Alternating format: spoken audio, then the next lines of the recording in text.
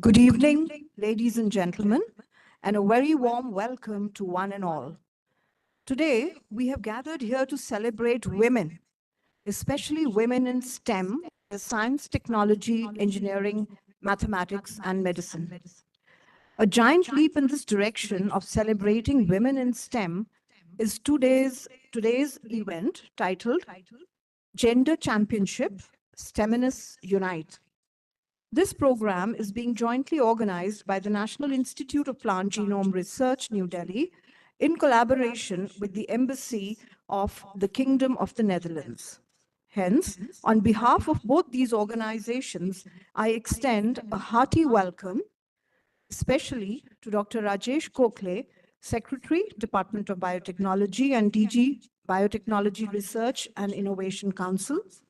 I also welcome Her Excellency Marisa Gerards, Ambassador of the Kingdom of the Netherlands to India, and Ms. Debjani Ghosh, President NASSCOM.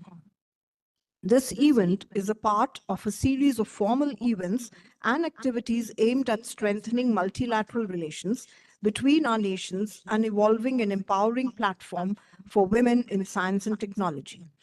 During this program, we hope to highlight the essential role of women in science and technology and the changes that are needed to facilitate diversity and equity in this field. As Belgium holds the presidency of the Council of the European Union and Gender Championship is a priority for the EU currently, we are glad to welcome members of the Belgian Embassy for joining us today. Most of the challenges faced by women are common, be it across national borders or across cultures or disciplines, regardless of age or career stage. The same can be said for their strengths too. On an international scale, though the acutely low proportions of women in technology positions looks grim, however, at the same time, we have some fabulous role models in our nations, some of whom are here with us in the audience today. We have strived to bring together several trailblazing senior and young STEMinists, both men and women, leading various streams of technology across science from both India and the Netherlands, to discuss factors that have led to their success and also draw out the future challenges and opportunities for women in technology. With great pleasure, I welcome all these trailblazers. And I also extend a hearty welcome to all the other distinguished participants and guests who have joined us from different organizations for the program today. I also welcome the NIPGR family members who have joined us today. The next 2 hours will include talks, interviews, as well as a musical intermezzo to strengthen the bilateral, technological, as well as cultural relationships of India and the Netherlands. So without much ado, let us begin the program. I invite on dais Dr. Rajesh Kokle, Secretary, Department of Biotechnology and DG Biotechnology Research and Innovation Council. I also invite Her Excellency Marisa Gerards, Ambassador of the Kingdom of the Netherlands to India, and Ms. Debjani Ghosh, President NASSCOM. I also request Dr. Shubhra Chakravarti, Director NIPGR, to kindly accompany the guests to the dais.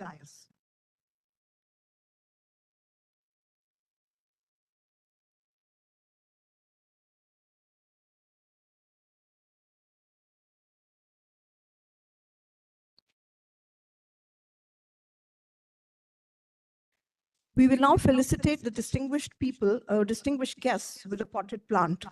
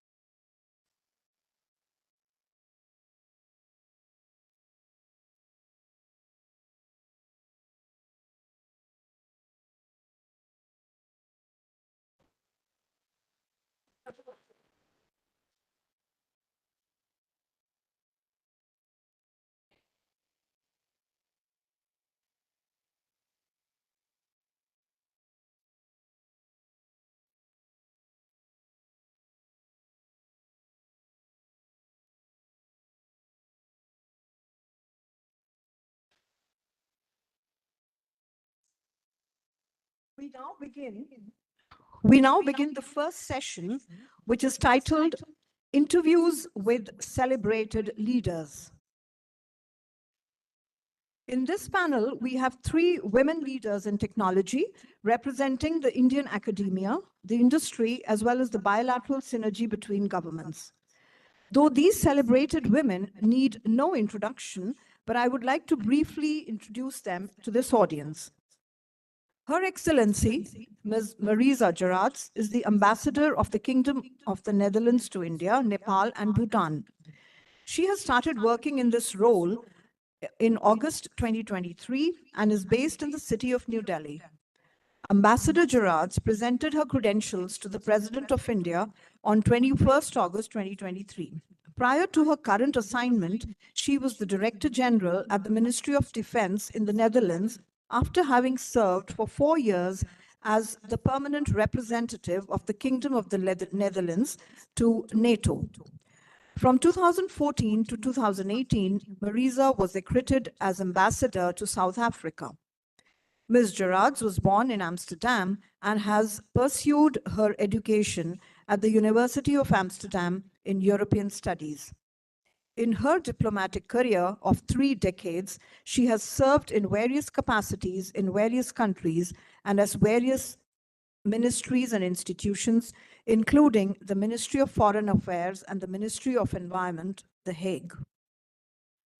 The second panelist, Ms. Debjani Ghosh, is the president of NASSCOM since April 2018. A veteran of the technology industry, she is the first woman at the helm of the organization's history. Before joining NASSCOM, she was the first woman to lead Intel India and the Manufacturers Association for Information Technology. She was also a member of the Executive Council at NASSCOM. Driven by a strong belief in the need for human-centric technology that enhances lives and livelihood, Debjani is a vocal advocate for the ethical and responsible use of technology. Under her leadership, NASSCOM actively works with the industry to ensure responsible practices and build trust as a core competitive advantage for the tech industry in India.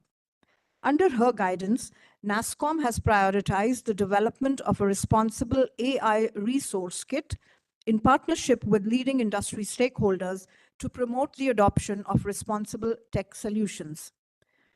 In January 2018, Debjani was felicitated by the President of India under the auspices of the First Ladies Program, which honors exceptional women pioneers in their respective fields. In 2020, she has been honored by Vogue as the Tech Leader of the Year 2020. Debjani holds a bachelor's degree in political science from Osmania University, Hyderabad, India, and an MBA degree in marketing from the prestigious SP Jain Institute of Management and Research in Mumbai, India. The third panelist today is Dr. Shubhra Chakravarti, Director, National Institute of Plant Genome Research. She obtained her PhD in plant molecular biology from Jawaharlal Nehru University in 1997. After a brief research career as research scientist at the Center for Plant Molecular Biology at the JNU, she joined the National Institute of Plant Research in 1998 as one of the founding faculty. Her research interest is in nutritional genomics and plant immunity. Dr. Chakravarti is actively associated with national and international proteomics societies. Currently, she is serving as the president of the Proteomics Society of India. She's a council member, Human Proteome Organization, and many others. She is an elected fellow of the National Academy of Sciences India, the Indian Academy of Sciences Bangalore, and the National Academy of Agricultural Sciences India. She is also the recipient of several prestigious honors and awards, including the J.C. Bose National Fellowship and the National Young Woman Bioscientist Award of DBT. She is also currently the chair of the INSA panel on women in science. So to begin this session, I will ask questions to each of the panelists. And in the first round, I will ask one question about their personal journey as an icebreaker. In the second and third rounds of questions, I will ask a specific theme-based question to each speaker on their professional experience and their vision for women in technology. We will close this session with final remarks from all panelists.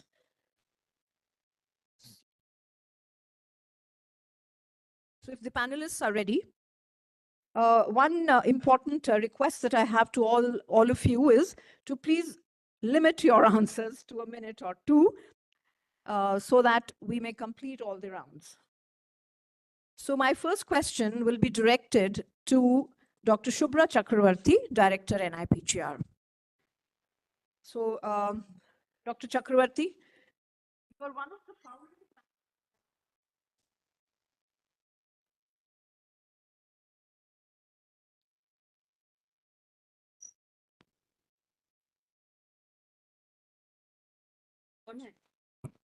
Hello. Sorry. So you are one of the founding faculty members of the NIPGR, and currently you are the director. So would you tell us briefly about your journey, especially with reference to your involvement with NIPGR, and how the institute has evolved and is contributing to nation building?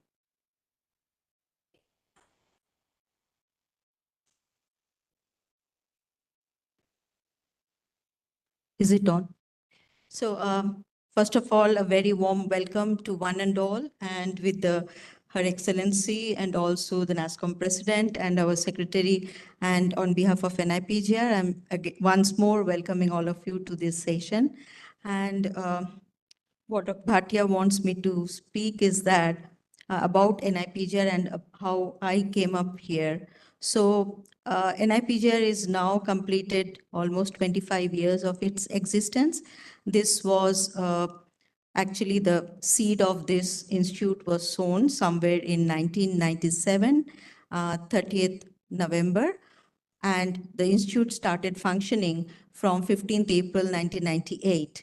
And this institute is one of the Autonomous Institute of Department of Biotechnology, Government of India, and it actually, everybody works here on plant biology and biotechnology, and it is one of the premier plant institute, I can say, for DBT and whole of India.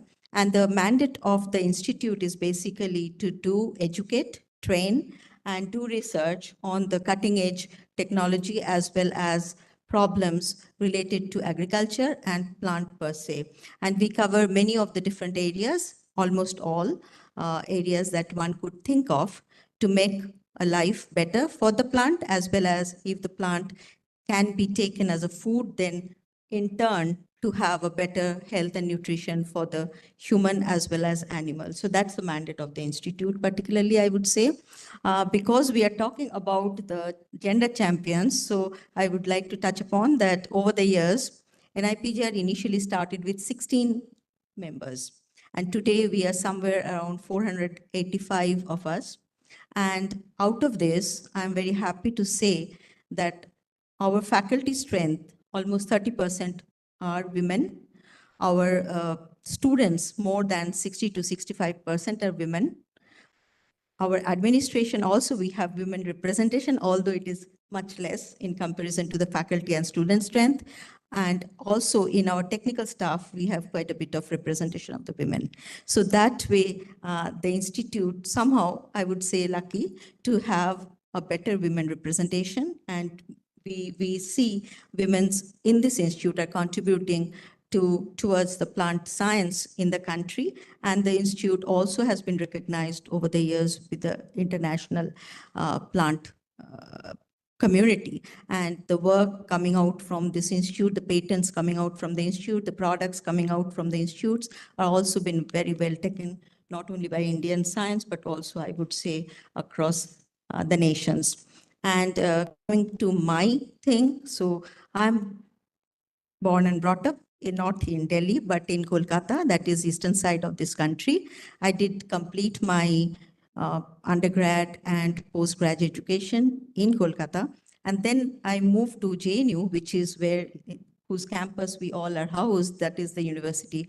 And I did my PhD there. Thereafter, this institute was coming up. So I was possibly a lucky person that was offered a job from the very start of this institute. So I'm almost seen the document, the way it was written, some contribution to the document writing as well, and also seen this place as a Aravalli Hill, and now you see a full swing institute here over all these years. So my coming here was inspired by one discovery that I can think of that came from Dr. Anandamohan Chakravarti's very well-known discovery and the first patent on the bacteria that can be engineered to engulf oil. So that is where my interest generated to look into how genetic engineering can be utilized also for plant when I was in my undergrad in Presidency College, Kolkata.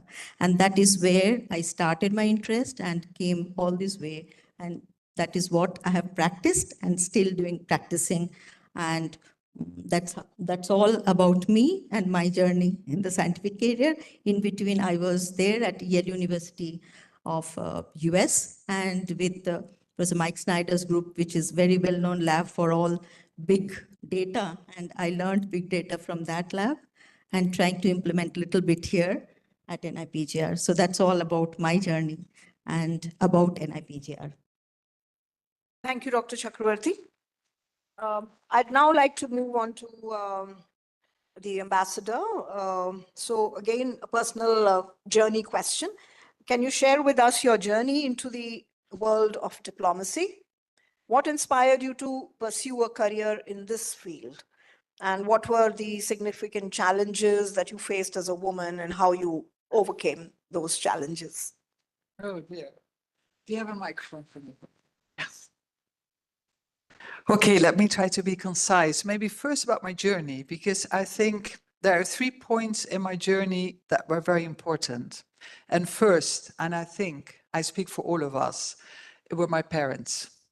Because I had a dad who spoke many languages, who was very interested in the world, who would teach me about cultures, about history, about what happened, who would always watch the news and discuss with me. And I had a mom who was a working mom. So she was not around during the day. I would also do shopping or help a bit with cooking. And I think these 2 parents were very important for me. I think the second point that was important for my journey was where I was born, because I was born in Europe, in the Netherlands, on a continent 15 years after the end of the Second World War. So my parents and all the adults around me came from that Second World War. And this was a war that we should never ever experience again in our lives. I mean, even Indians were fighting this insane war. So I think the whole experiment of UN and European Union and having a multilateral system, decolonization, these were all, I think, the issues and items I grew up with. And these items, they inspired me because it gave also some kind of hope. And I think the third point that really are important for my journey is that as soon as I started studying, I also started traveling and traveling outside of Europe. And just to discover Africa and South America and Asia and stepping into a world that was so totally different, but also so much the same. Because you could also really relate to each other and make friends and see that in essence, we all want the same. You want to have peace. You want to have a good life for your children. You want to have a roof over your head and you want to have food on the table. And so that all inspired me, I think, to step into the world that's called diplomacy. And then all the obstacles. Yes. Maybe the second round for the obstacles or not? Yeah.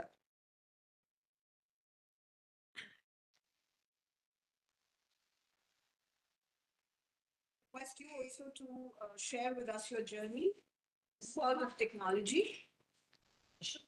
What inspired you to pursue a career in this particular field? Okay, thank you. First of all, great to be here. So, 3 lessons that sort of, I think, shaped who I am as well as the journey that I've been on. First lesson. So, I grew up in a typical joint family, a large Indian joint family. And I grew up with 12 elder brothers, and I was the only girl and number 13, the youngest. Okay. And my father, my crazy father, from the day I was born, kept telling me how I'm better than anyone else. So I grew up believing women are born to rule. And, there was no other consideration ever entering my head because I had 12 elder brothers who would be at my beck and call for everything. So I grew up believing this is my right. And that shapes how you think. That builds confidence. That shapes how you think about yourself, right? I still remember stories, dinner stories, where my dad and my mom were very academically oriented, and we would talk about different topics. And every time my father talked about astronomy or politics, he would also always ensure that he talked about women in those areas. So I was never left out, or I was never, that has a huge role to play in how you start thinking about your world context. So that's lesson one.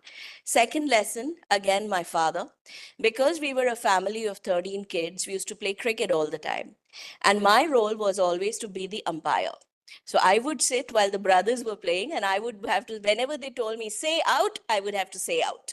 So one day I protested. I was around 5. I protested and said, this is it. I am tired of being this umpire. I'm not going to play. So dad came and said, why are you not joining them? And I said, because I don't like this umpire thing. So he said, well, why don't you go bat or bowl?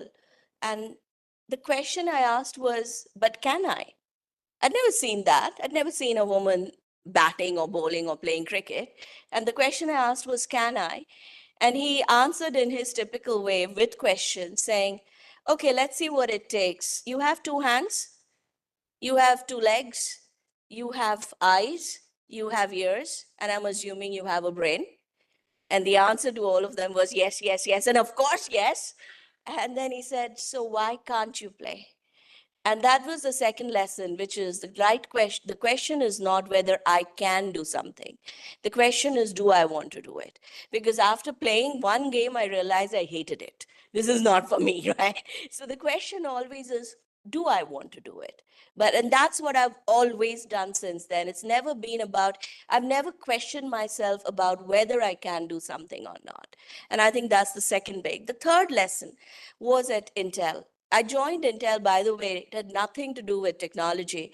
I joined Intel because it was the first, right after I finished my MBA, the only interview where there was a woman on the other side.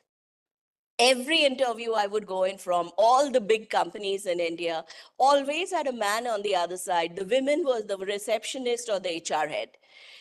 This one I walked into, there was a woman who was head of Asia Pacific sales and marketing. And I said, if she can do this in this company, this is the company for me if I get it. And I got the job and I took it. Again, had nothing to do with technology, but then my love affair with technology started. But within the first 1 or 2 weeks, you're sent to US for your induction. I realized what kind of a misfit I was. I mean, even the people in the cafeteria serving lunch were engineers, and I wasn't. I had studied economics, and I was a woman. At that time, there were very few women at Intel. So I remember sitting and having coffee, and I was what, 20, 21-year-old. In my head, nothing to lose. Okay, when I go back to India, I'm going to chuck this job and figure out something else. And just then, a very senior person at Intel, a very, very senior person, walked up and said, newbie, how you doing? And I was like, okay, I don't, again, when you're young, you're not afraid and you have nothing to lose. I said, great, but when I go back to India, I'm going to leave Intel. And he just sat down and he said, let's discuss that over some coffee. Why? I said, because I don't fit in. I just don't fit in. I'm so different. And he said, why is that a problem? Because when you are different and you walk into a room, the room is looking at you. They're all curious. Why is she here?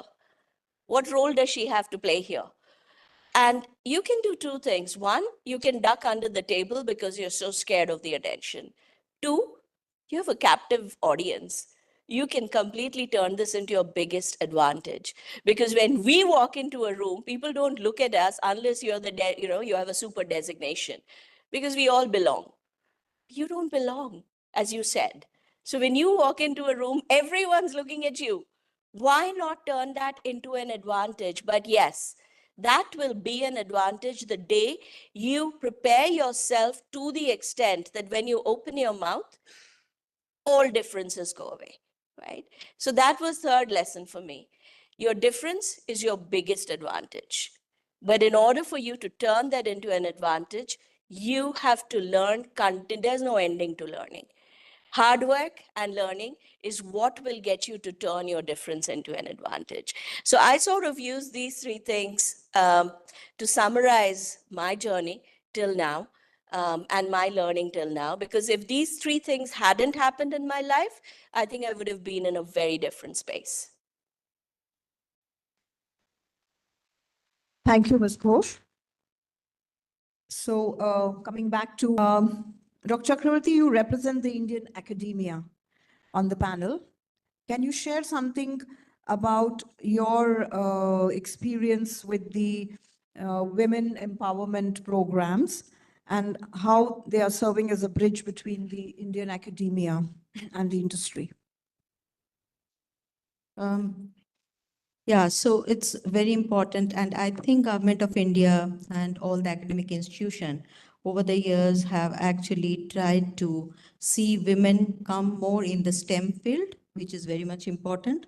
So all of us know that there is a leaky pipeline that we all talk about, and therefore you see that in this at the school level you have a lot of representation of the girl students, but then after the I would say the high school, we start seeing the decline in the number of the girls and later on the women. And that in that case, if we look into the Government of India programs, we have different, organizations starting from University of Grant Commission, that is UGC, who actually take care about all the universities and the colleges that we have in the country. And in that case, UGC has one program which is called as DS Kothari Fellowship Program. And in that case, within that DS Kothari Fellowship Program, postdoctoral fellowship program, 50 number, I think I'm right, 50 number of women candidate is always given every year this fellowship. So that is one uh, side. If I think about that, we start from the school, and then in that case we see there are programs that Department of Science and Technology basically have taken care, where they call it as a, to ensure that high school level girls continue to their study in the STEM field. And in that case, there is a Vigyan Jyoti program that DST does, where they call upon some of the students and their mothers and counsel their mothers to encourage them, in turn to encourage their girl child to take up STEM as a discipline in the higher study. They also, there are many points, but three major point under this program is also they try to bring the role models like women in the nearby area who could come and interact with the students, and also talk to them in the, we say that India is in unity in diversity. We have so many states like European Union, but here also we speak different language. So therefore, these role models can also reach out to the students in their regional language to make them aware and make them interested in the STEM field. And the third point that they take care, the girl student who actually come up with this program, they get something around minimal amount, that is rupees 1,000 per month as a fellowship under this program. So that's at the school level that Government of India is taking care.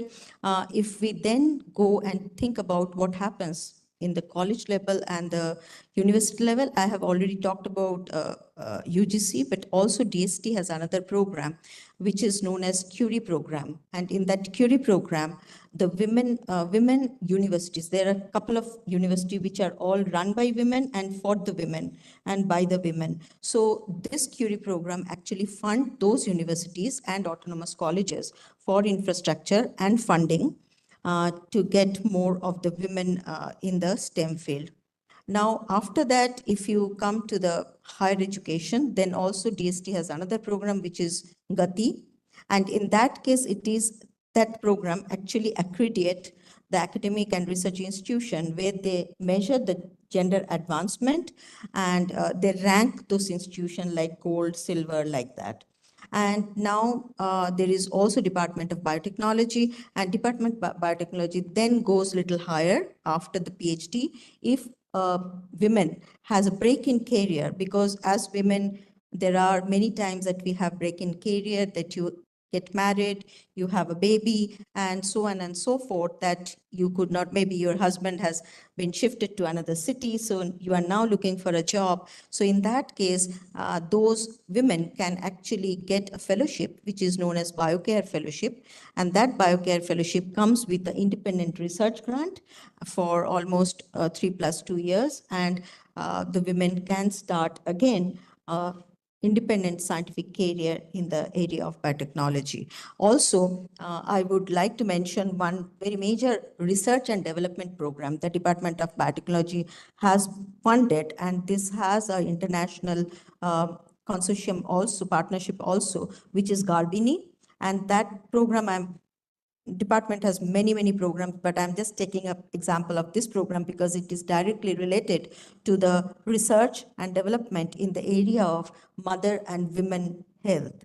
And therefore, they look into many different angles, preterm birth, particularly under this program. So I think these are different programs that Government of India has taken care. And I'll mention last point is, people say that women do not know how to network more like men. So, thinking that 50% of the population is women actually. And in that case, initially, Department of Biotechnology in the year of 2021 thought about to develop a portal which is known as Swati portal. And in that portal was developed, maintained, and now also we are making it much bigger way. And that has been done from this institute, that National Institute of Plant Genome Research. And the main person behind it is nobody else than Dr. Gitanjali Yadav, sitting with us and also champion for this program today. And under this program, the whole idea was to map all the women across age, across discipline, across career, from academia and from industry, and for those who are entrepreneur or doing startups. So that's why across discipline, to bring them into this portal. And this portal is an interactive portal, and this is the first of its kind in India. And this year, 11th February, which is a Women and Girl Child Day, actually, we even declared this portal. Thereafter, after 1 year, it was actually taken up by the Inter-Academy panel. So India has many national academies. Out of those, Indian Academy of Science, Indian National Science Academy, and National Academy of Science. So these three comes under an inter-academy panel. So this inter-academy panel actually took up this whole initiative now, and it's running under the inter-academy panel umbrella right now. And today we have somewhere around more than 3,000 women into this portal. 4,000 now? Okay, that's great. So 4,000 women under this program right now who are connected and who could actually find out, suppose they want to know that they're working in chemistry, who are other people working in chemistry? Somebody wants to be linked with the industry or to the startup, who are they, that they can talk to each other. So this portal is a vibrant portal that has been built. And lastly, that we are trying to, there are few other countries where this kind of initiatives have been taken, including US as well as Australia, as well as some places in, I think, Germany and in Europe. So we are trying to connect our Indian initiative with international initiative, but we would go little slow in that case. Maybe our expectation is once we reach somewhere on a critical mass of maybe 10,000 women in our country, then we start and link this national initiative with the international partners. So that is the last point where this program can connect all these girls and women. That is what I think in a nutshell I can talk about. Thank you, Dr. Chakravarti, for so nicely, elucidating all the programs.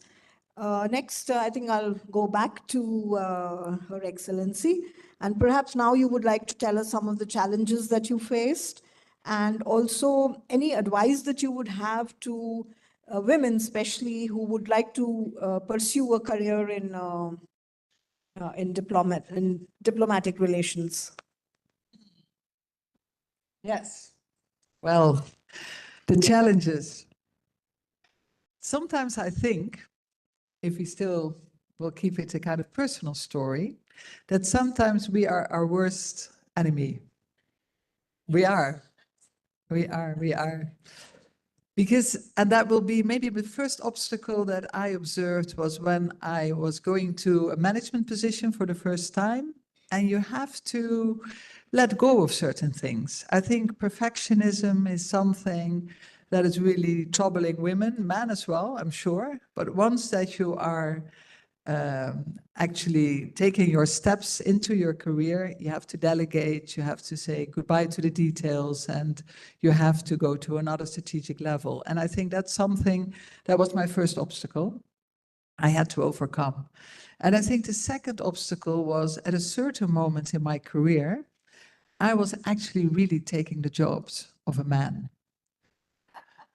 Because for a long time, you are protected by men because you are their deputy, or you are the talent, or someone believes in you and they help you and they actually make sure that you take your next step and everything is smooth and nice and you keep on working hard and everything is fine. And then suddenly you are in a position and you feel that the men around you look at you like, hey, that's my chair. What are you doing there? And that was, I think, a very important moment to think how to deal with it. Because I think you need a little empathy as well. Because it's true, now that we women are stepping into the workplace, we are taking jobs that used to be the kind of natural job for a man. So I think we need to have a little empathy as well.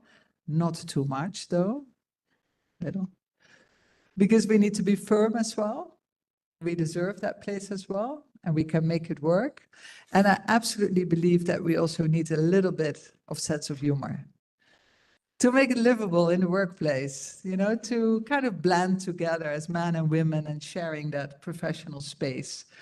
So I would really like to advise all the girls who are here and also the men, because we have to make it work together, to believe in yourself, the yes, I can that you were talking about when you were growing up. I think it's very important. Look for role models. I think it was something that you said. Look for role models, look for women who did it before you. Sometimes really ask them to be your mentor, so you can have a few chats with them and see, you know, how they overcame. But also make sure that you will be the role model again for the others who come after you and be their mentors as well. I think that's also very, very important. So these would be my tips, I think. Let me see. I was thinking a little bit in the car about it, and I thought, well, how did I do it? I don't know. Yes, here it is. Kind and firm, and humor takes us far. I think that's it. Thank you. So, Dr. Ghosh, Ms. Ghosh, sorry. We are so used to, using that doctor. So, I would request you to tell us about, what do you see as a future for women in technology, especially? And are there any changes or initiatives that you believe are crucial so that our next generation females can easily become tech leaders, especially with tech in reference? So I think that one is probably. It works. Thanks. Today, if you look at women in tech, India actually is a leader, or at least leading till now, and I hope it'll continue to lead with a stronger gap, but is leading the diversity in tech workforce. India today has 50% women at entry level, 52% women at entry level. And then on an average, we are around 36 to 37% women, which is huge compared to what you see in a lot of the Western countries, etc. And it's something that we are definitely very proud of. But it is also something that we are working very hard to improve, especially women in leadership roles. Now, I strongly believe that artificial intelligence is leveling the playing field for men and women. And I strongly believe that artificial intelligence needs women. And I'll say why. If you look at the journey of AI till now, what have we have roughly, if you look at the collective spends all over the world, just in 2023, the world would have spent around 85 billion on AI. What have we spent it on? Any guesses? Large language models. So it's all about building the bigger model. Who's the bigger, the better. It's everybody is going crazy about building better models. How do we get to AGI, etc.? Who is thinking about the monetization of these models? Who is thinking about what problems will these models solve? Why are the biggest companies suddenly seeing a saturation in consumer uptake of the models? All of these are happening real time. And if someone had come out with this number, but given the investment we have made just last year in AI, in order for us to become profitable, every single one of these big companies have to earn around 200 billion in revenue just to be profitable. Now you can earn that 200 billion, or you can go after that kind of revenue only if you have a real big problem use case to solve for. Where are those use cases today? We talk broadly, healthcare, etc., etc. The only use case that I personally am very excited about just got announced. And I think it's very relevant for all of you in this university because it is to do with crop engineering. It's David Friedberg's Olana, the announcement that came out. That is wow, right? But where else? And I think that's the role women will play. I strongly believe that till now, it has been a lot of big boys game, building bigger models, building better models, the cooler, the better, right? I think now the women will come in to figure out how do these models get used? What real problems do they solve? And of course, as we do that, how do we ensure that people, countries, genders, socioeconomic strata are not getting left behind? We talk about inclusive AI, but it is extremely difficult in the current trajectory to build inclusive AI. It needs some serious status quo challenging for that to happen. And that perspective, that different thought process, I strongly believe is where women will come into play. So I'm very confident, and I do believe that technologies like AI will create a need for much higher gender diversity than we have had before. And it is not a need driven out of let's do the right thing for women. Let's get more women. Let's be nice to women. All that, I can't find politically correct word, but all that stuff goes out. It's about business. It's about making business sense. It's about profitability. And I think gender will have a direct correlation. So that's why I feel very, very confident that we are going to see level playing field. But yes, women now have to stand up and start getting skilled. And that's where we have a huge problem. Women just are not putting their hands up for whatever reasons to say, I'm going to go for these skills. I'm going to go for these jobs. That is what needs to happen. We need many more women in research. We need many more women in data analysis, insights, these emerging areas. But I think with concerted efforts, we should be able to bridge that gap too. Thank you. Though we have many more questions that we would have liked to ask you, but I think in the interest of time, I'll thank you people, all the panelists, for very, very inspiring words. I think most of the women here and the men would agree to whatever you have said. And I thank you once again.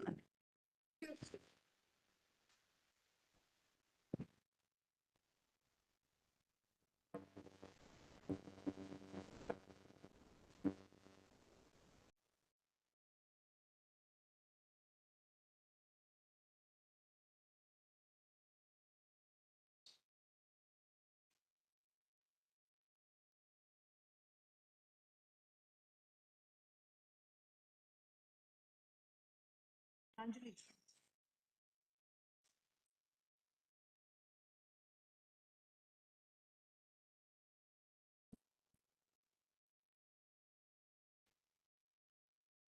Go to the next.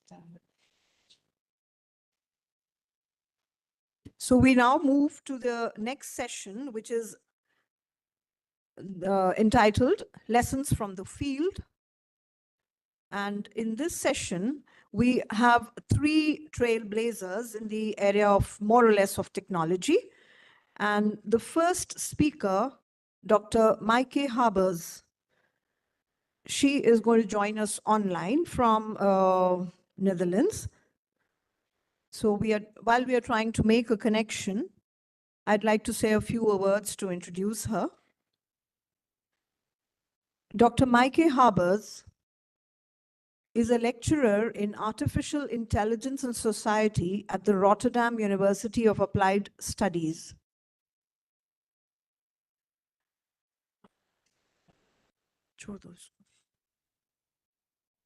In her work, she focuses on artificial intelligence, ethics, and design. She investigates how designers of interactive technology can use artificial intelligence as a design material in a responsible manner by taking the ethical implications of design choices into account during the design process. Attention is paid to the design process, the design result, and the design context. Maike Habers is affiliated with the 010 Privacy Lab and is active in the research projects Design in the 21st Century and Data-Driven Society. Dr. Habers obtained a PhD in artificial intelligence from Utrecht University in 2011 and an MSc in artificial intelligence and an MA in philosophy from the University of Groningen in 2006. Dr. Habers. Yes, hello. Thank you very much. Can you hear me?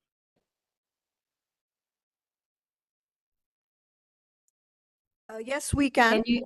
Yeah. Please. Okay. Yeah, I was just checking. Okay, great. That's good to hear. Well, thank you very much for the invitation, and thank you for the opportunity to speak here. I feel very honored. Just before we started, one of the people in the panel said that AI needs more women. I fully agree with that, and I like to share with you the results of a research a study that I did, which very much confirms this. So I would like to share some slides, and I think you should be able to see them now. Well, if not, just give me a sign. Yeah, so this research is about women and responsible AI. So how did that happen? Maybe you are familiar that their AI sometimes has biases, among which gender biases. You see that in the headlines, for example, like this: ChatGPT reinforces sexist stereotypes by stating a girl cannot handle technicalities and numbers in engineering. Well, we all know that is nonsense, but this is very much a stereotype that exists around girls, around women. Another example is this: AI is used in recruitment and selection, and what you see there, there's also often gender biases. So, for example, AI hiring tools may be filtering out the best job applicants, which is problematic because there is already at more top position, we have more men than women. And in order to change that, you want AI tools to also look at women and not just at men. So this made me think, okay, AI, this is actually, these are topics for ethics in AI, and ethics has gained more and more interest in the last couple of years. People have realized AI can have bias, there are ethical implications, so we really need to pay attention to this. But I was thinking, well, as sometimes AI systems also have gender bias. What is the role of women in this responsible AI, in the field of AI and ethics? And are there maybe gender differences between men and women in how they pay attention to gender and AI in responsible AI? So therefore, I started this research, and I'll shortly share with you the setup. So the goal of this study was to experiences women of the Dutch AI sector regarding working culture and development of responsible AI. So this study was based in the Netherlands, and I have to give some information that in the Netherlands in IT, there work about 15%, 15% of women, which I think is much less. I don't know the exact numbers in India, but I think it's at least 30% or higher. So there's much more diversity in the field. But the Netherlands, it's really limited. Well, what did we do? We interviewed women who are working in the Dutch AI sector, and in total we interviewed 19 participants with different positions like programmer, data analyst, AI researcher, but all related to AI. They all worked at different companies, worked at different levels of seniority, so junior to managing director of a large international company. And there was some diversity in cultural backgrounds. We had a lot of results on a lot of topics, but as time is a bit limited, I'll show you part of the results, and particularly the role of women in responsible AI, in ethics and AI. And we found in this study, we found 3 gender differences, and I would like to share those with you. So, the first one that we found in the study was that women are more committed to responsible AI. And I have a quote from the interviews that illustrates this. So, some of the interviews were done in Dutch and some in English. So, I translated the Dutch quotes to English. But this participant says, what always strikes me is that when you attend conferences, the majority are men. IT conferences. However, if you go to the ethics track, that's about the only track where women are on the podiums. And if you look around the room, the male female ratio is completely different from the rest of the conference. Well, and this was not the only participant who noticed this. There were many women who shared this observation also within their company. Can I Yeah. interrupt? Your slides are not changing. They're not moving. Oh, really? Oh, that's a pity. What do you see? The first slides? Yes, Chat GPT-4. Oh, I don't know. Maybe I'll stop sharing and reshare. Maybe that helps. Yeah, it might help. Yeah, I'll try. And now reshare. Thank you for pointing that out.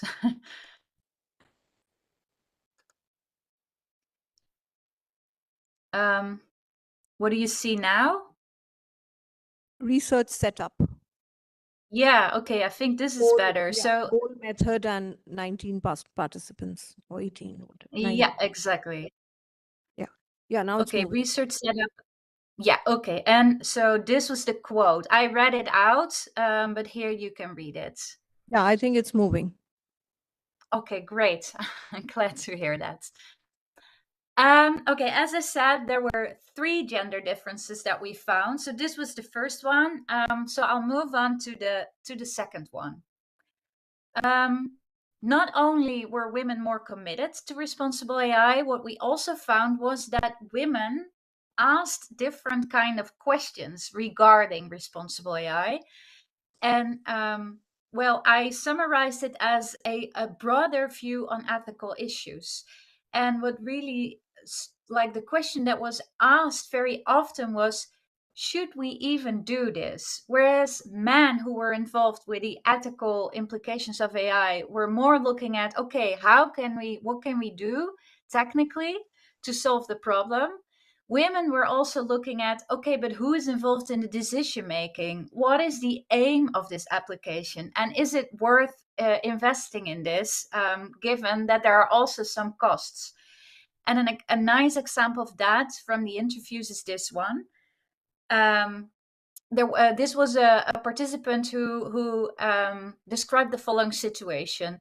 One department within our company focuses on robotics, and they want to use many more robotics instead of people. So colleague and I asked them not to just look as, oh, that's fun and cool, let's buy a bunch of robots and see what they can do, but also to consider whether we really need them. Because, of course, robots take materials that go into the robots and usage, and it's not the most ethical, not sustainable.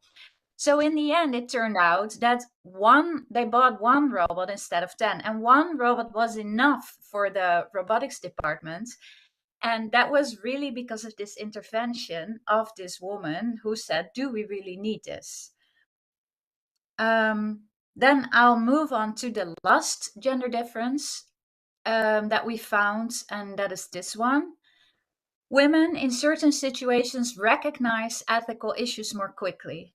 And specifically, if there is a gender bias in AI, as a woman, they more often think of that. And this is not only related to gender, but any minority group that you belong to. If you, for people that belong to a minority group, probably think quicker about potential risk or potential bias towards that group. And here's a quote to illustrate this one. As a human, you're always bound to your own frame of reference, your own life experience, the things that you have gone through. And that has to do with many factors: your height, your skin color, whether you can move your body well, everything, but also your gender in our society. So, yes, I definitely think that has an influence. Well, fortunately, towards men, it is really about awareness of these things. So everybody can increase awareness. So also men can increase awareness and recognize ethical issues more quickly.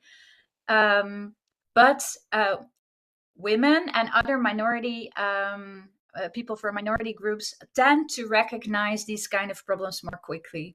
So I think this nicely illustrates why it is really important to have gender diversity in the field of AI. That was the end of my presentation.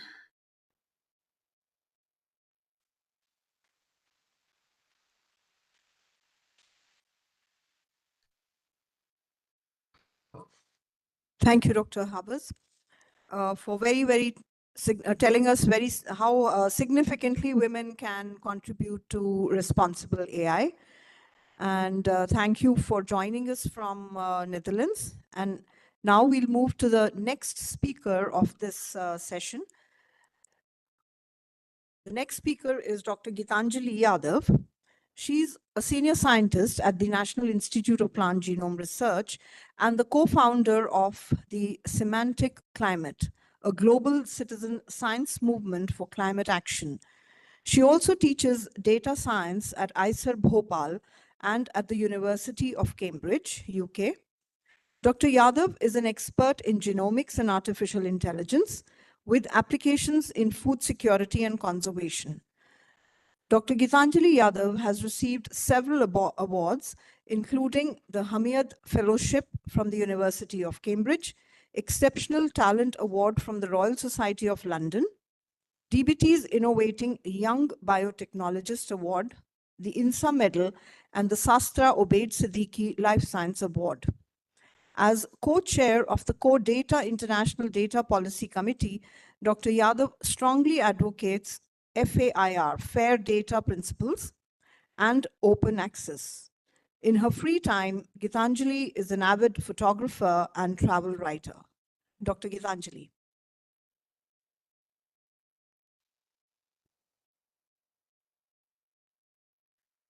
Thank you, Sabita.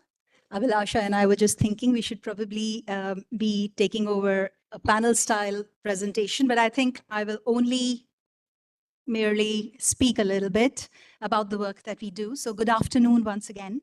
It is my pleasure to stand here today at my own parent institution and introduce Semantic Climate to all of you. We are a global citizen science movement using open notebook science, different from open science, please, and different from open access. And we also believe in faiриfication of data, or fair data principles, which are absolutely required and necessary today to transform information into structured, filtered, and actionable knowledge. We all stand here today through a joint initiative. I mean, we are all in this room today through a joint initiative between our two nations. And interestingly, exactly 10 years ago in 2014, it was Barend Mons, a professor at the Leiden University in the Netherlands, who first began the idea of going fair. He called it the Go Fair initiative. And in order to be, where he said that in order to be machine readable, data has to be, or to make sense of anything in an increasingly digitized world, data has to be fair. So Barron insisted that we've got to all of us come together and make data fair. And why am I repeating the word fair? Fair, F-A-I-R, in 2014 was defined as data being F for findable, accessible, interoperable, and reusable. I met Barend earlier this year on the 10th anniversary of FAIR being celebrated at the Leiden University in the Netherlands, where all data scientists across different continents came together to assess the road ahead in fairification and equitability of data, having experienced 10 years of the FAIR principles. Barend is not here with us in this room today. He is busy. He's online listening to this conversation, but he's busy basically setting up the Leiden Institute for Fair and Equitable Science, called LIFES. And the idea of the LIFES Institute is to set up a reference institute in Leiden itself, the cradle of FAIR, of course. But the explicit aim is for us here in this room, hopefully through conversations, representing both India and the Netherlands, to join strengths to support the development of a virtual LIFES sibling institute. This would be an existing institute anywhere in the country, could be ours right here, this parent organization of ours, but with people having an interest in developing all or part of the expertise and infrastructure required to enable fair and equitable science. We would adopt the same approach to FAIR based on fully machine readable and machine actionable data. We would preserve privacy. That means we would be GDP compliant. We would not be thinking of data access, but of data visitation. In addition, we would also look at distributed analytics to minimize the safety risks as well as maximize equitability for being climate responsive. The equitable part obviously includes global inclusion and diversity. My aim today to be here on stage is to speak on how we in India are taking forward the idea of fairification of data. And by that word, we now mean in 2024, that is 10 years after the Go Fair beginning, a new meaning to define FAIR in a different way. Looking ahead, we now intend to make data FAIR, meaning F for fully AI ready. How would you make your data fully AI ready? There's just no way you can do it unless the data, your data, follows the original FAIR definition, being findable, accessible, interoperable, and reusable. So this is not going to happen in isolation. So I stand before you as a data scientist in India, speaking of our work in verification of climate data for climate action and climate justice. We believe in making knowledge freely accessible to everybody. Our premise in Semantic Climate is that every citizen should be able to read climate-related information at the minimum least. That means the full breadth of knowledge about climate must be made immediately and fully available to everyone, because openness is a powerful accelerant for finding solutions to our most pressing challenges. Climate change now is a complex problem with dimensions not only in the physical and natural sciences, but also in the social sciences and humanities, arts, and policy. Thus, climate change is an urgent interdisciplinary issue, but addressing this problem requires worldwide collaboration to overcome barriers of cost, culture, and policy, to keep knowledge from that keep knowledge from flowing between countries, between scientists and society and scientists. A central activity, therefore, that we have in Semantic Climate is to liberate climate knowledge and make it accessible to the world. We have created a proof of concept toolkit that uses AI over natural language processing to transform locked literature, to help the scholarly corpus, or to convert the scholarly corpus into semantic hypermedia form. This is a non-trivial task, something that has haunted developers for almost 30 years, since all of you first, all of us across the globe, discovered or invented something called the PDF, and since then became such utter dependence on the PDF that we can't go beyond or think beyond the PDF anymore. The PDF is not machine readable. And so the PDF is not available, not accessible, not fair. And so we need to get beyond that and become fair. Our toolkit in Semantic is a one-click semantics encyclopedia for climate, and it has been tested on the United Nations IPCC report. Some of us call the United Nations IPCC report as the survival guide to humanity. And so our toolkit makes the report accessible, processable by machines, embedded in the global knowledge graph, and thereby connected to multilingual resources. What we essentially have here in Semantic is a knowledge prosthetic for any one of you to do anything that you wish to, not just with climate, with any kind of research that you wish to. I believe this work may be of interest to many of us, many attendees today. In particular, a lot of universities are now starting to run compulsory climate courses. This hypermedia tool that we have developed can be useful as a free, of course, open resource for education, and we are very happy to collaborate. We do research. There are 4 things we do within Semantic Climate. The first, of course, is research, wherein we develop tools using AI over NLP.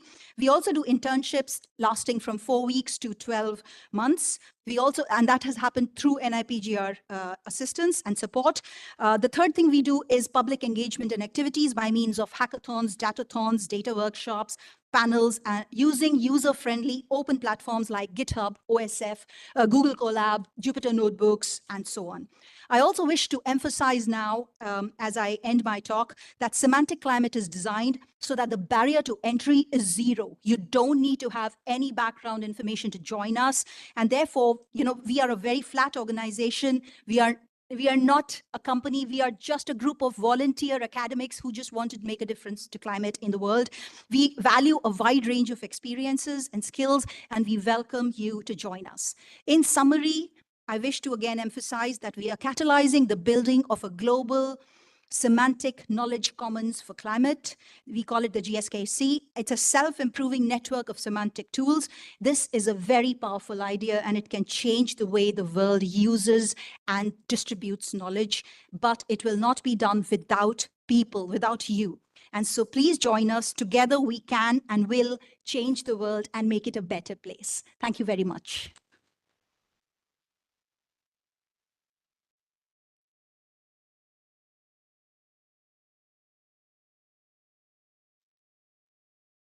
Thank you, Dr. Yadav, for enlightening us on the importance of FAIR, F-A-I-R toolkit, especially in the area of climate. The last speaker for this session is Abhilasha Purbar. She is currently the CEO and Chief Air Pollution Fighter at Blue Sky Analytics, which is building India environmental data stack using geospatial and IoT data sets. Blue Sky aims to provide high-resolution, high-scale, dynamic quantification of key environmental indicators, starting with air pollution. Blue Sky's current app, Breezo, is now available. Prior to joining Blue Sky Analytics, Abhilasha worked in enterprise business development at WeWork India and as an associate at Golden Set Capital Partners in Connecticut. Abhilasha graduated with a Master's of Environmental Management from Yale University in 2017. She is interested in energy and infrastructure finance, particularly in emerging economies.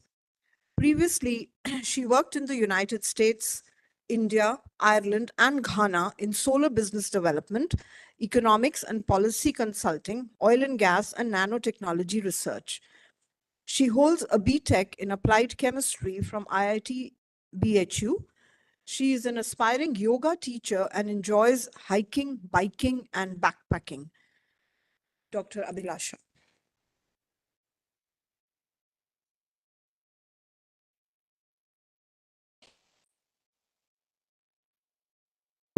Hi, everyone. I'm quite put on spot because I came thinking this is going to be a panel discussion and not a speech. And that's why I was talking to Gitanjali that I guess both of us will go together. But nonetheless, um, my introduction definitely seems like it was by ChatGPT or AI, which was very like a little bit of, like a mumble jumble and outdated and bunch of other things, which kind of does give an insight on what AI is today. So if AI is not like, really when it comes to whether climate data or climate data sets, a lot of AI output that we get without training the models properly is actually fairly incorrect or fairly outdated. And that's where I started my company, Blue Sky Analytics, 5 years ago. We work with real-time satellite data, and we have built our proprietary AI models and proprietary statistical models to be able to calculate a series of parameters. And air pollution in Breezo was like, I don't know, 5 years ago, we've pivoted far out of it. We never made any money doing anything related to air pollution. So unlike Gitanjali, I run a private limited company, and my work mostly spans like balance sheet, revenues, income statements, salaries of the people, client invoices, client calls, and things like that. And that universe almost forces you to be much more agile, much more result oriented, much more goal oriented, and far more disciplined. I would say it's quite brutal in that aspect. You can't just do what you want to do. Like if I wanted to, I would count the number of trees in Delhi or number of trees in the deforestation in some of the major national parks in India, but that doesn't pay. So you have to like really go around what pays you and what can create impact. And that, I think that balancing journey has been really fun to remember and to fun for us. At the same time, because I wasn't really prepared for a speech, I don't have slides, but I think I really can contribute a lot when it comes to the gender lens in the entrepreneurship space, whether it's in climate or tech or at large. So I would also open the floor for the audience in case, I know many of you are like studying here right now. I was in college a decade ago almost. So you have like rest of your lives in front of you and might be thinking of business ideas and not. And just to give an example, couple of really strong startups, both in the climate space and in larger technology and AI space, have come by doctorates. Like there is a product that we use, Timescale, and the founders were first doing PhD in MIT, and then one of them was also a professor and academic. So it's quite possible to balance academia and startups at the same time, or do your PhD and found a company and figure out something. And that said, I think one of the biggest gender gap that exists, because when it comes to technology, we have bridged the gap. As Debjani was talking, we have already done like 50% almost in technology. In academia, we have a lot of females. But when it comes to startups, it's quite a lonely world for most of us female founders out there. I think it's less than 10% or maybe probably in single digits. And I don't have slides on it, but the venture capital funding that goes into female founded startups is like less than 5% or something. So that gap is massive. And that can only be covered when there's a lot of females who first try startups. Maybe you don't get funded, maybe you get funded, maybe you fail, and maybe off, let's say 1,000 or 10,000 that attempt, there are 2 or 3 unicorns that sets up the stage for the next generation. Just like, Debjani ma'am was talking earlier, that in the previous generation, it was a little struggle to kind of go and do jobs and everything. There were not that many women in the technology spaces. By the time I was in the professional sector in 2010 or something, it had completely changed. I never felt I was out of place. I never felt even that way that, oh, for doing a startup, I'm a female or something. There were so many other people I knew who were doing it prior. But that said, as of today, whether we look at the Indian startup scene or the global startup scene, the female population is quite dwindled. And just in case there's any questions related to anything related to entrepreneurship, would really open the stage for that. Yeah. If there are any questions, I could take that. Can I have a show of hands of how many of you all might be interested in doing a business or a startup of your own? Wow. So we have 1, 2, 3, 4 girls. That is very few. 5, 6, okay, 7, And just a shout out on what kind of ideas or what sector do you guys want to do in like biotechnology, or you want to do it in like something else or AI? Like what kind of businesses? Or have you thought about it? Are there like 20 ideas that you guys are sitting with? AI in healthcare, huge sector, a lot of money to be made. Almost, I would say, like a couple of $100 billion of market cap waiting out there. And if I may ask, what is the hindrance like for you? Like, why haven't you started already? Yeah. I think I'm loud enough. In a transition state, so I really find it difficult. Like you mentioned, you have that entrepreneur background and the management sense. But for me, coming from the science background, this hindrance is the transition one, is a big obstacle I'm facing right now. would So say- I need to have like Dr. Debjani, she mentioned that she's there and girls should be, come up in AI and should have that revenue generation mindset. But I wanted to mention that was not for like on an open platform, but we would like to have such mentors where they can guide us and can have, we can have this as a booster doses to get into the startup or the entrepreneur setup mindset, I should say. Definitely. I think the community aspect is really big, and that's where, it's going to be a few years till we have enough female, and then we'll see a big uptake. Because right now, for instance, let's say you don't have somebody who you can just hang out with and talk about the startup journey. But what if there are 3 founders that come out of this institute, and then you all will have those 3 people who you can like, meet over chai or coffee or something and be like, okay, so what were the challenges you had? I graduated from IIT from the 2012 batch. I would say between 2010 to 12, we have like maybe 50, maybe 100 founders. Some of the names that you've heard, like Housing, Oyo, Ola, Bizongo, Shadowfax, Swiggy, Suta, like you name it. So one of the, it's a good thing also. I think we have so many of us who have failed miserably. I've had friends who have lost all their money, all their savings, were at 30 completely unemployable with absolutely no savings. You also have at the same time friends who have gotten ridiculously successful, like raised $200 million. And, we're like 30, I'm 33 years old. So my friends are same age as me. And when we were like 25, we never thought, we could not even like fathom what 200 million or 100 million looks like. Not that I have raised that money, but still, I think even when I started my journey, I never thought that we would make it to the year 1. We were like, okay, we're going to die tomorrow. We'll die next month. We never thought we'll raise a first round. We never thought we'll get our clients or something.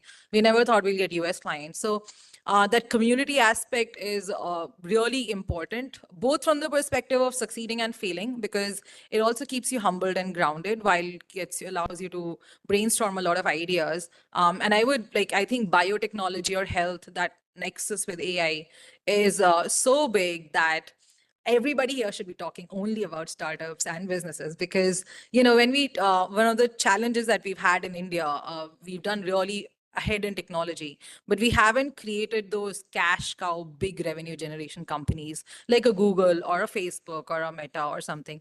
Like if you look into the stock market, TCS, Infosys, their profitability or their revenue is a fraction of the revenue. Like they make in a month, they make in a year what Google makes in like 2 weeks or something.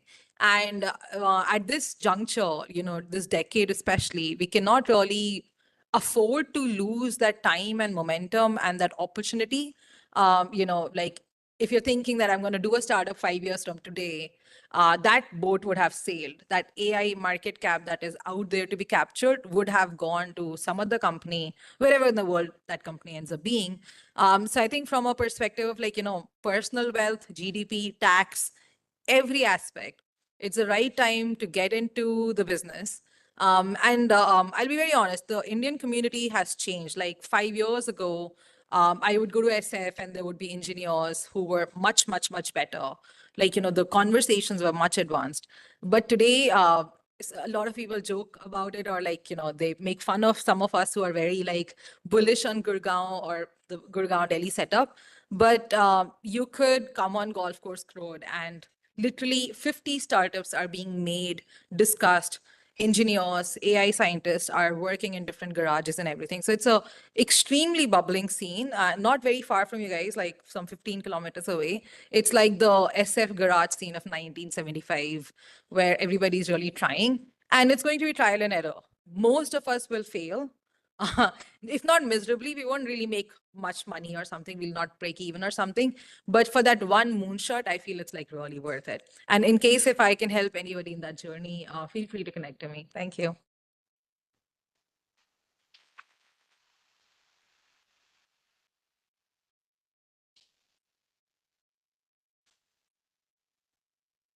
Thank you, Abhilasha, for really inspiring all of us old academicians to be more adventurous and get into the field of startups. I hope some of us can be that adventurous. So as we come to the end of this session, as a token of our appreciation, I would request Dr. Shubhra to please come and give a little potted plant to each of the speakers. So Dr. Harbers is not here, but I request Dr. Gitanjali and, okay, yeah, and Abhilasha to please come forward.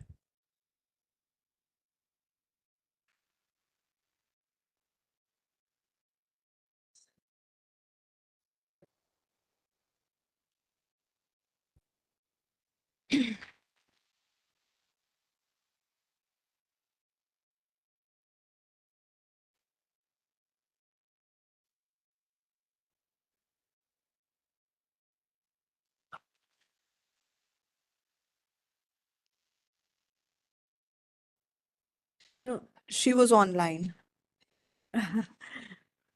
So we now move to the session 3, which is the keynote address by Dr. Rajesh Gokhale, Secretary, Department of Biotechnology and DG, Biotechnology Research and Innovation Council. Dr. Gokhale actually doesn't need an introduction to this audience, but nevertheless, I would like to say a few words. Dr. Gokhale joined NII, that is the National Institute of Immunology, in 1999, and spent a decade implementing a cutting-edge biotechnology research. Subsequently, he served as the director of the CSIR Institute of Genomics and Integrative Biology from 2009 to 2016, spearheading the prolific growth of the institute. Dr. Gokhale is one of the world leaders in tuberculosis research. His research has provided novel insights into metabolic pathways that operate in Mycobacterium tuberculosum and are critical for disease pathogenesis. He also made critical contributions towards the understanding of the interplay between metabolic reprogramming and immunity autoimmune skin disorder, vitiligo. He holds US and Indian patents for his invention of method to modulate pigmentation process in the melanocytes of skin. Dr. Gokhale has received several prestigious awards, including the Wellcome Trust UK Senior Research Fellowship, Harvard Hughes Medical Institute International Research Scholarship, Shanti Swarup Bhatnagar Prize in Biological Sciences, which is one of the highest Indian Science Award in 2006, National Bioscience Award for Career Development, the Infosys Prize in Life Sciences in 2013, the J.C. Bose National Fellowship, amongst many others. Dr. Gokhale has been a member of many professional and academic bodies and societies, including the 3 Indian Science Academies. He was also an elected member of the prestigious Guha Research Conference. Dr. Gokhale, please.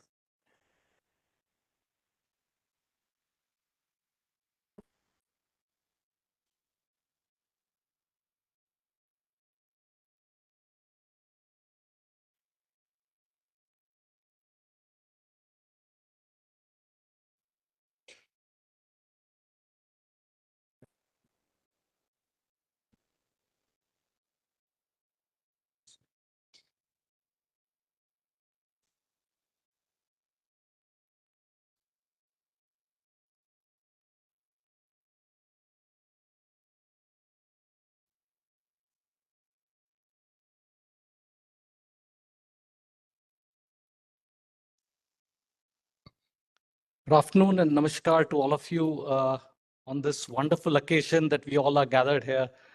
Must first start by saying we have some brilliant women leaders here. You know, Her Excellency Ambassador from Netherlands, who is here actually, our Director of Institute of NIPGR, and several of you who have spoken over here actually. It's fantastic to be here actually amongst you and on this lovely afternoon actually talk to you about what really I think about this problem of gender champions is actually. And I thought the first and foremost that I should talk to you about is the Department of Biotechnology actually, primarily because this is the only institution where leadership has been gender diverse since country's independence of our country actually. In fact, if you look at Department of Science and Technology, we're yet looking for a scientific leadership as a woman. And CSIR now has a leader after 80 years, actually. But Department of Biotechnology, and I'll show you is what this is all about. So I think you can see the Department of Biotechnology is a unique organization that over the years have nurtured different things at different times to really make an impact in this country. And I think the women leaders of different concepts have really created tremendous amount of passion. So we started in 86, doing capacity building, cutting edge research, and trying to innovate ourselves. And eventually we moved into 2014 in the area of entrepreneurship, actually. And that's why there's a vibrant biotech ecosystem entrepreneurship all around India. And now what we're talking about right now is the bioeconomic perspective of the country, so that this kind of drives the Indian economy in future part of this, actually. So promoting excellence and innovation-driven discovery, research, and entrepreneurship has been the journey of our time, actually. However, the topic that we are talking about is a much discussed topic all around the world, actually. And what I'm going to speak to you about can be very iterative and repetitive. However, we need to continuously talk about this to make it happen. And I think in the end of my story that I have a small parable to talk to you about from one of the book, actually, which really describes how this whole journey can, in fact, become multidimensional. So these are the leaderships at Department of Biotechnology, and you can see there are of the 6, 2 leaders have in fact spent more than a decade in Department of Biotechnology heading these institutions. And that's why what DBT exists today, I firmly believe, is because of this gender diversity that we have in our organization over the years. It has brought in all the contours that are very critical for the growth of the nation's biotech ecosystem. And of course, my predecessor, Dr. Renu Swarup, also was did a lot of wonderful things at BIRAC to be able to do these activities. And Dr. Manju Sharma, who in fact was one of the leading light to set up this institution as well, actually, where we are situated here today, actually. So I think it's been a fantastic journey for DBT's perspective. What I would like to talk to you about is inspirations, actually. And I think as you all heard about it from these wonderful women who are here, actually, that the inspiration at an early age is what diversifies and makes all this happen, actually. And some of you, I don't know if you have had a chance to read this book, but it's a rather interesting book, which is a collection of about 100 biographical essays of women scientists of India, published by Indian Academy of Science, called Lilavati Daughters. And the reason the word Lilavati is used is primarily because it's a 12th century mathematician Bhaskaracharya's daughter. It's supposed to be a daughter of Bhaskaracharya. And although she never married, but she was the first woman student of mathematics in India, and she has innumerable descendants, which are all the women in science, actually. And that's why it's kind of says that all the women in science are in fact descendants of her. And it's a very interesting, inspiring book, actually. If you read, really, you get really motivated and inspired to do what you want to do in this kind of space. And I would really suggest that, I think it's online available as well. You can even download online and read these days, actually, in the systems to look at. The second aspect I thought Shubhra did mention about the DBT initiatives of women empowerment. And I think that's been one of our major mandate to be able to look at. In fact, I was just mentioning to Her Excellency Ambassador that even entrepreneurship bio incubators, there are very specific 5 bio incubators all across the country that are only for women entrepreneurs, actually. And they're run by women entrepreneurs, they're funded by women entrepreneurs, all the VCs are women entrepreneurs. And they're also in the second 2-tier and tier 3 cities in the country, which is empowering women in a very, very enormous way, actually. It's wonderful to go and see there how much excited that women are in trying to showcase their talent in different sectors. The R&D program, the BioCare program that is talked about, actually she talked about, obviously what we give fellowships and programs and various activities. And the biotechnology-based societal program of driving livelihood is a very, very important activity the department does for women entrepreneurs and women activities in various sectors to do. I thought I'll formulate what hinders gender parity, actually, because I think if you have a problem in front of us, we should also try to address what the problem is, actually. And I think these are interrelated factors of societal, institutional, and individual barriers.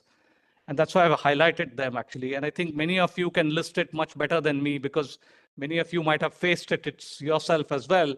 But I thought, one of the things that I have seen my own colleagues in my own area of research and activities is the need for constant productivity in a persistent barrier that disproportionately affect women's and limit professional opportunities, actually. And it's very important to understand this concept, actually. In the time of growth, when we are at the time of growth in our careers, there are various activities that women does in their lives and careers, actually. Now, the constant productivity is a very, very difficult activity to do, actually. And even for men, it's not very easy to be very frank. From my own experiences, I can tell you.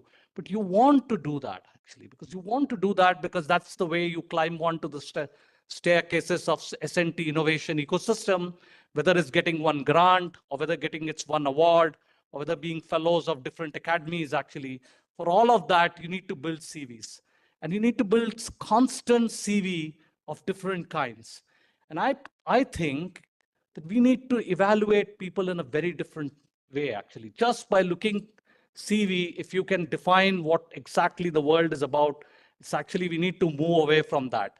And how do we move away from that, actually? And one of my possible ideas is that, which I'm going to try and see if I can implement in one of the programs in Department of Biotechnology, is for everybody to write their own views of what their careers have been.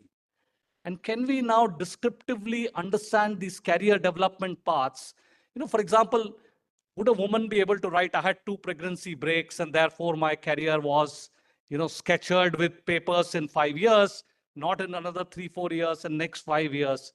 And I think that should be evaluated in that way, because then only you can bring parity in terms of what we are talking about in science and technology. The growth actually then gets limited because you get diversified in different aspects of things. The second one is preconceived notions, actually. And we have this preconceived notions as many of you talked about, that we believe that they are the real problems and we are the real challenges. And how do we look at it? The incident of bias, discrimination, and bullying, actually, that happens very early on, in fact, in life. And work-life balance all through the life, in fact, it becomes a little bit of a challenge. But, I know it's very repetitive, very, very, doable. But actually, I think we need to keep talking about it so that we can bring it to the next level of perspective. How do we promote women leadership, actually? And I think women in tech, as you heard from all of you, actually harness diverse perspective of talents and innovation and unique experiences and insights that they bring, which the men cannot bring, actually. And you heard from Debjani, actually, she talked about AI-driven women entrepreneurship. And you heard also, how does ChatGPT kind of probably still kind of puts women in the same bracket what we all are used to it. And this diversity is critical in an IT performance, actually. There's been several studies as the person from Netherlands also showed, actually, especially when technologists uses AI and generating AI are dominating industries and offering potential to drive economies. I think the economic drive, the business sense of perspective, and balancing acts are very, very critical that really drives this. According to the World Economic Forums, the global gender gap is minimizing as we look at it. But women have increased their representation in senior leadership in 2016. However, the sectors that have grown, interestingly, in India are technology sector, information sector, and the media sector, actually. So these are the 3 sectors that have seen tremendous amount of growth. The biotech sector always had women in large in numbers, actually. It hasn't grown up that high numbers in terms of what there was thought process earlier one. So it's interesting that the growths are happening in other diverse sectors that actually is able to enable these activities. So strengthen the 6 pillars. Again, these are very common guidelines, but since my wife has been educationist, she's been constantly telling me that, do it early, do it young, make it happen at that period of time. And I think that happens. So education and outreach is the critical most component. You'd really transform individuals at very early periods of your life, actually. And our education sector really has to grow up and become far more sensitive to these kind of activities that we look at. Mentorship. What do I have to do? Decline or approve?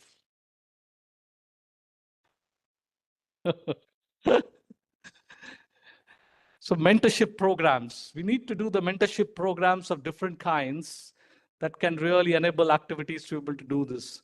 Some policy changes will also be very good, and I don't want to make a list of it. Work-life balance initiative, creating inclusive work environments, recognizing visibility and collaborations, actually. And I think that's one of the components that we need to work together from a gender perspective that we can do this stuff, actually. So I think I'll just, this is something that I just wrote: join the quest, let the passion flow, in the science embrace, let knowledge grow. For every girl with dreams to fly, the stars await, reach for the sky, actually. And I think it's a very 4 couplets. That was just interesting for us to really look at what the life will be. But I really like this parable, actually. And this is the one that I wanted to read it for you, actually, because this really gives me always, every time I read about it, I think it's really gives me, this is from a Wayne Dyer, of course, a well-known book many of you would have read, Your Sacred Self. It talks about something that is very feminine related, actually, and that's why I thought it's ideal for it. It says, in a mother's womb were 2 babies. One asked the other, do you believe in life after delivery? The other replied, why? Of course, there has to be something after delivery. Maybe we are here to prepare ourselves for what we will be later. Nonsense, said the first. There is no life after delivery. What kind of life would that be? The second said, I don't know, but there'll be more light than here. Maybe we'll walk with our legs, we'll eat from our mouths. Maybe we'll have other senses that we can't understand now. The first replied, that's absurd. Walking is impossible. And eating with our mouths, ridiculous. The umbilical cord supplies nutrition, everything we need. But the umbilical cord is so short, life after delivery is to be logically excluded, actually. You can imagine how difficult it is to be imaginative in life, actually. And I think that's where we need to become really imaginative of how to. The second insisted, well, I think there is something and maybe it's different than it is here. Maybe we won't need this physical cord anymore. The first replied, nonsense, and moreover, there is life. Then why has no one ever come back from there, actually? And this is always the fear that in human life is that why we look at this, actually. Delivery is the end of life, and in after delivery, there's nothing but darkness, silence, and oblivion. It takes us nowhere. Well, I don't know, said the second, but certainly we will meet mother and she will take care of us. The first replied, mother? You actually believe in mother? That's laughable. If mother exists, then where is she now? The second said, she's all around us. We are surrounded by her. We are of her. It is in her that we live. Without her, this world could not exist. Said the first, well, I don't see her. So it's only logical that she doesn't exist.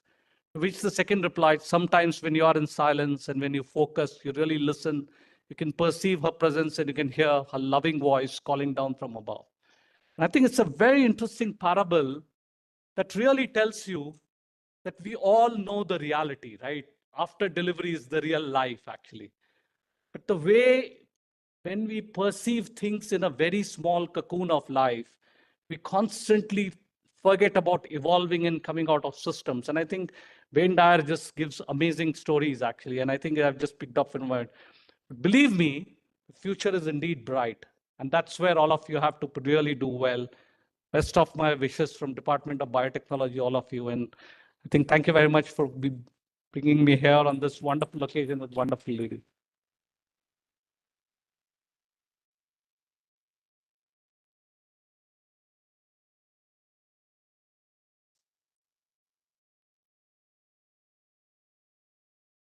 Thank you, Dr. Gokhale, for this very interesting and inspiring talk, which tells us about how diversity has contributed to the success of DBT and continues to be important in the AI and tech sectors.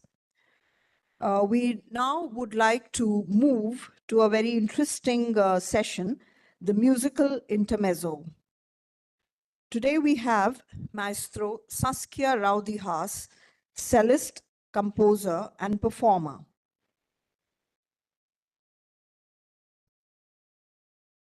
Maestro Saskia Rowdy-Haas is hailed as a pioneer in creating the 15-string Indian cello. A master performer of Indian classical music, she has performed at leading concert halls and music festivals across the world. Speaking of his disciple, her guru, Pandit Hariprasad Chaurasya, describes her music as a gift from God that everyone should experience. The New York Times described her music as movingly meditative, and her new instrument, the Indian cello, is described as an instrument that is unmatched by any other string instrument. Her solo performances aside, she has collaborated and performed with stalwarts like Pandit Shubhendru Rao, Pandit Hariprasad Chaurasya, Pandit Jasraj, Pandit Vishwa Mohan Bhatt, and the famous Bollywood composer Vishal Bharadwaj. As an author and music educator, she has authored Sangeet for All, India's first ever music curriculum for schools, with its own methodology and pedagogy, combining the age-old knowledge of Guru Shishya Parampara with modern approaches to music and arts education. In the last decade, over 80,000 children have benefited from the Sangeet for All music framework, and over 250 music teachers have been trained in this philosophy of teaching music. The Ministry of Culture of India, the Indian Council for Cultural Relations, the Sangeet Natak Academy, Tata Steel Foundation, the Massachusetts Arts Council, schools, and many NGOs across India have been a part of the Sangeet for All initiative that is described by experts as one of the most complete music curricula in the world today. Saskia's books and curriculum reflect her belief in the transformative power of music in the education of children and youth. Her latest book on Indian music history, Shastra, was released at the Asia Societies in New York and Houston in 2022 as a part of the Jaipur Literature Festival. Welcome, Saskia.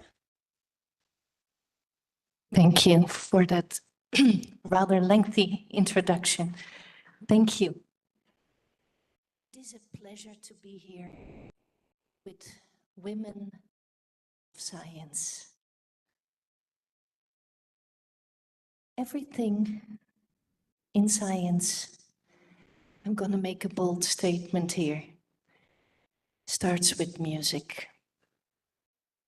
Nada Brahma, the Big Bang Theory, any religion, any scientific theory begins with sound, begins with vibration. Of course, in Indian philosophy, this is beautifully exemplified.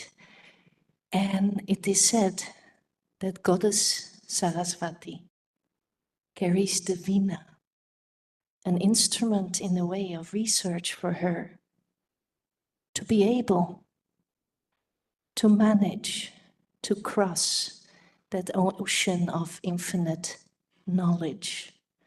That's the reason she carries the veena. Also beautiful that in India there is a goddess of knowledge, a goddess of science, if we can say so. I think it's quite significant for this lovely seminar. I would like to play two pieces for you. And the first one is indeed Rag Saraswati, which I felt was suitable for this occasion.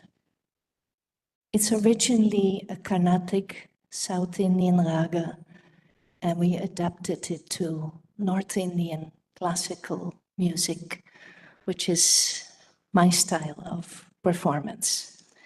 So, Rag Saraswati.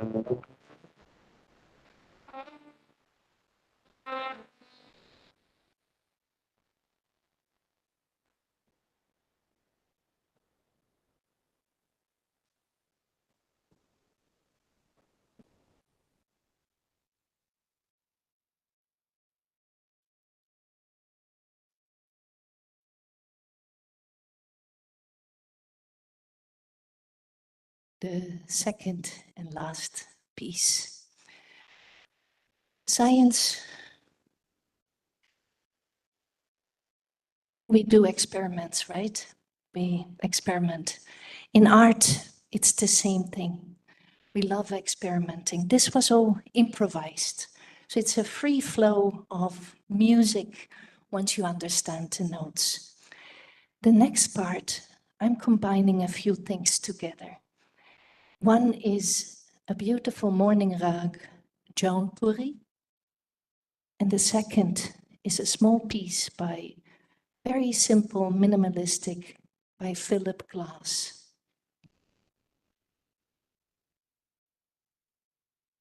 So, rag Jaunpuri with Philip Glass.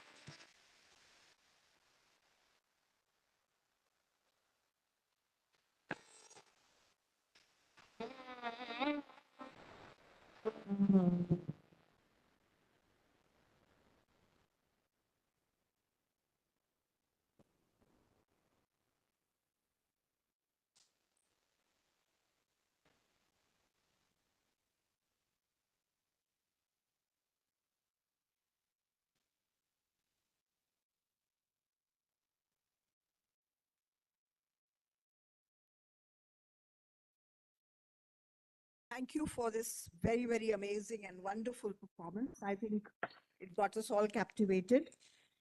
Once again, we move to the next session, which are the concluding remarks by the Embassy of Belgium, being represented by Ms. Paula Pupe, the first secretary in the federal staff at the Belgian Embassy.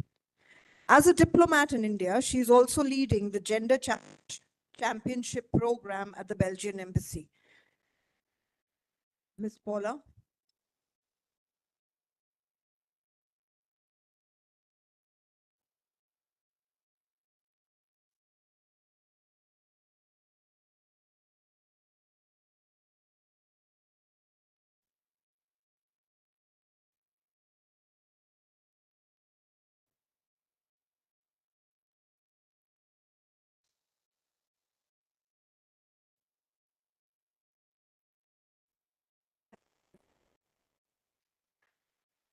Distinguished speakers, distinguished guests, ladies and gentlemen, fellow STEMinists. It's an absolute pleasure to represent the Embassy of Belgium at this event celebrating women in STEM.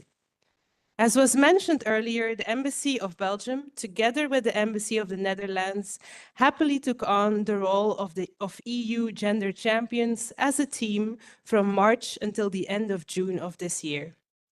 Together, we have committed to shine a light on achievements and challenges surrounding gender equality and to help amplify the voices of inspiring people in a wide range of gender-related topics.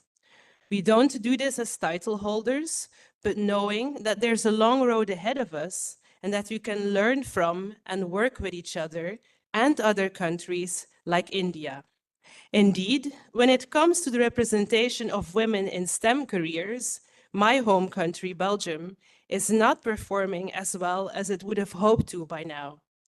Despite similar capabilities and interests in STEM as their male classmates, many young women in Belgium still choose not to pursue higher education studies in STEM, leading to an underrepresentation of women in STEM careers.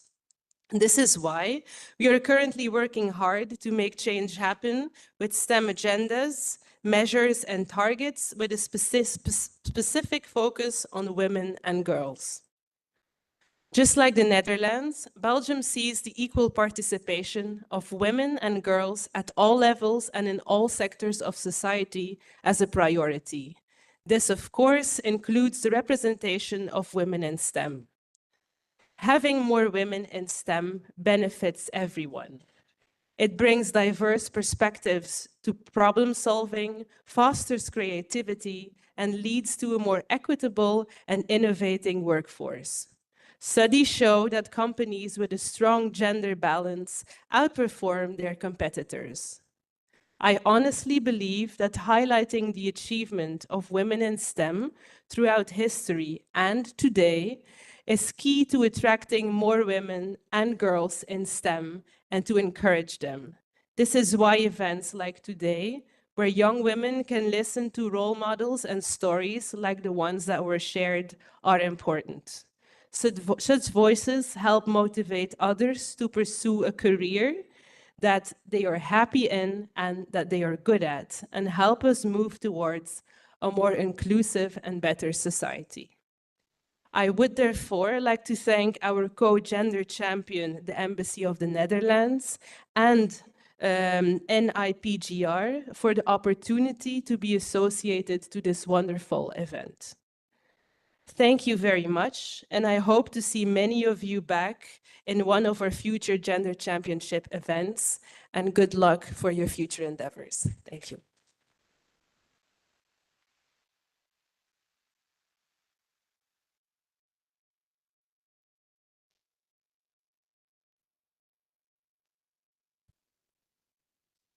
Thank you, Ms. Pupe.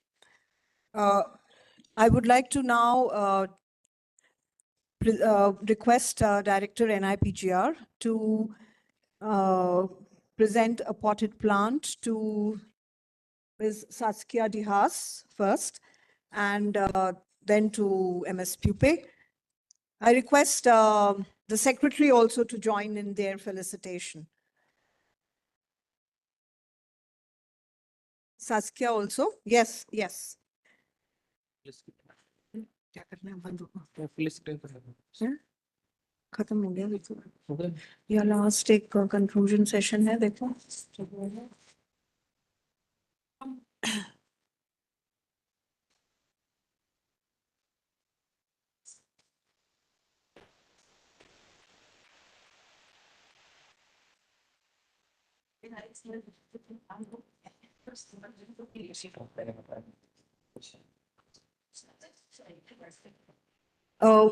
as well to Ms. Pupe.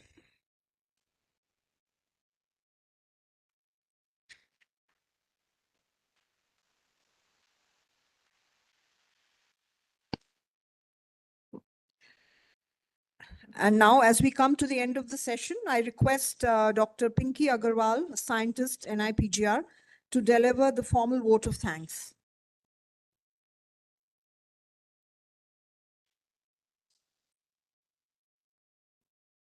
Good evening, everyone. On behalf of NIPGR, I would like to extend a heartfelt thanks to all of you for gracing us with your presence today at this event to celebrate women in STEM. First and foremost, a sincere gratitude goes to our distinguished panelists and speakers for sharing their expertise and experiences with us. Your discussions have not only been informative, but also inspiring. I would also like to express our appreciation to Mr. Thoya Snijders, First Secretary, Embassy of the Kingdom of Netherlands in India, and his entire team, who put in extensive efforts to plan, design, and organize this event. On the same note, I would like to thank Dr. Gitanjali Yadav, scientist NIPGR, who collaborated effectively with them to make this event a success. A sincere thanks are due to the Embassy of Belgium, holding the presidency of EU, and for joining us today. A special note of thanks goes to DPT Secretary and DG BRIC, Dr. Rajesh Gokhale, for sharing his invaluable insights and always motivating us. I express our deepest gratitude to our Director, Dr. Shubhra Chakrabarti, for her unwavering support. I also express our thanks to my colleague, Dr. Sabita Bhatia, scientist NIPGR, for effortlessly coordinating every aspect of this event.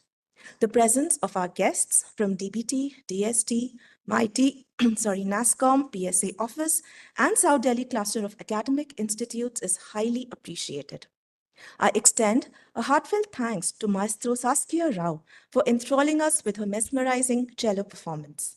I also thank NIPGR administration and staff who have been working behind the scenes to make this event a success. Last but not the least, I would like to thank each and every one of you, our audience, for your enthusiastic participation. As we conclude this event, let us carry forward the insights gained and the connections made today and continue to strive towards empowering women in STEM. Now, I invite you all for tea outside. Have a wonderful evening ahead. But before we disperse, I request all of you for a group photo. So I request the photographer to please come on stage and everybody beyond the fourth row to please stand up.